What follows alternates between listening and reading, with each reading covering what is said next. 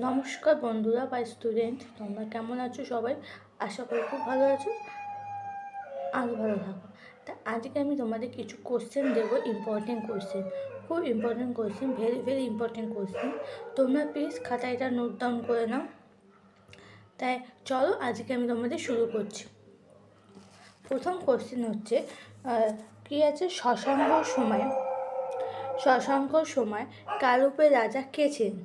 ভাস্কর বর্মা। আর্য মঞ্জুরির স্ত্রী মূল কল্প একটি গ্রন্থ কী? বৌদ্ধ গ্রন্থ।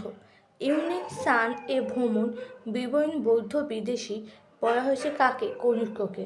শশাঙ্ক বৌদ্ধ বিদেশি বলে উল্লেখ করা হয়েছে কাকে?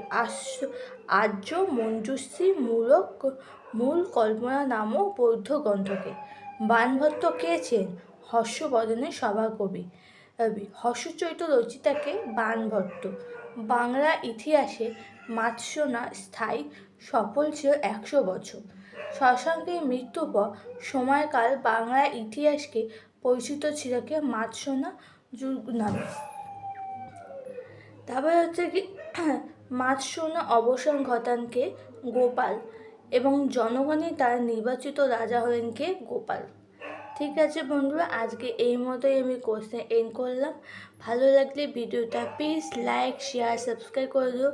আর এই আরও নতুন নতুন কোর্সের কন্টেন্ট পাওয়ার জন্য প্লিজ আমাকে ফলো করো, আর চ্যানেলটাকে প্লিজ সাবস্ক্রাইব করে দিও, আর বন্ধুদের সাথে শেয়ার করতে ভুলো না। ঠিক আছে, আজকের মতোই আমি এখানে রাখছি। বাই।